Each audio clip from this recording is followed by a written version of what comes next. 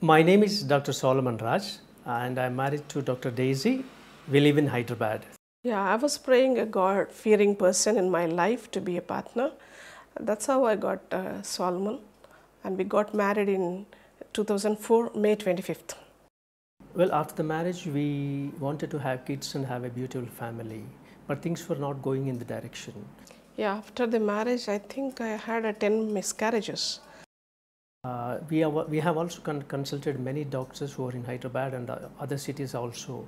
We have undergone medical procedures, we have undergone tests and many things. When doctor used to say, everything is fine, we don't know what's the reason why it is negative report.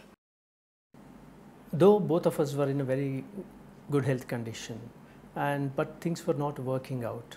Things were not going as we planned, and we have consulted doctors, and doctors categorized as unexplained infertility cases. It was very much painful, very much disheartened, and we went to lots of depression also. The feelings are very, I can't explain it, very sorrowful it was. When people realized that we do not have children, they started looking us down, and really there are instances where people did not allow us to be the part of their ceremony, be part of their functions, because only we do not have children. Like in the important things, they never used to call, they never used to allow us to be there. Something I felt that, though they were not saying, but with the actions I find that it was really painful. Several years of trials, tests and several medical procedures, it was quite painful, and we have realized nothing is working out.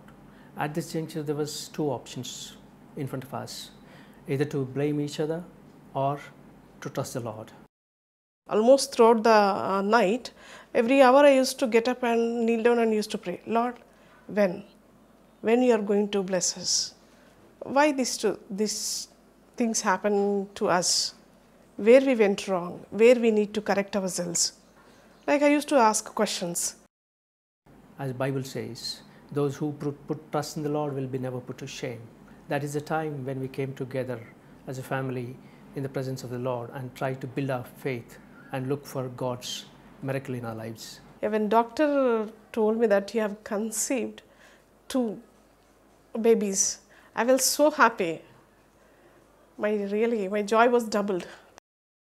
When I hold my twin boys for the first time, it was such a joyful experience, and it shows me that it is the manifestation of God's promise in our lives. God is so wonderful and God is so faithful. He took 13 long years to make them so beautifully, so hale and healthy, and He honored our prayers and He answered our prayers.